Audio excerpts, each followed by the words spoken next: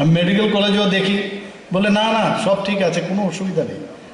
তা আমি তো ঠিক দেখতে পাই, চুল ছোটো ছোটো করে কেটে দেয়, ইত্যাদি দেয়, মাথায় তেল দেয় মেয়েদের, দেয় এগুলো। বলে না সঠিক ঠিক করতে হবে, মানে ঠিক করতে হবে মানে তাদের উপর প্রেশার আনো যাতে আমার কথা শুনে। এই যে ডিক্টেটরশিপের একটা ভাবনা চিন্তা, এটা কী ধরনের, এটা তো আমাদের এখানে ছিল না কোনো সময়। এগুলো অনেক দিন ধরে শুরু হয়েছে।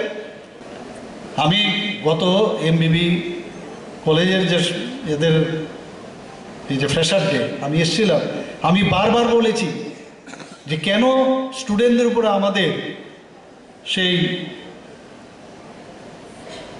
কনফিডেন্স থাকবে না। আমি যখন জিজ্ঞেস করেছিলাম এখানে কেন, কলেজে কেন করলো না, বলে না ওখানে করলে নাকি খুব পরবর্তী সময়ে গণ্ডগোল হয়, ইত্যাদি হয়। আমি ওদেরকে বলেছিলাম যেটা কেন হবে, যে কোনো একটা অনুষ্ঠান হবে তারপরেই কি এটা করতেই হবে? এটা ছাড়া হয় না? এটাই কি আমাদের সংস্কৃতি, আমাদের পরম্পরা? কোনো জায়গায় এটা লেখা নেই যে আমার এটা করতে হবে, তো why you are doing this things?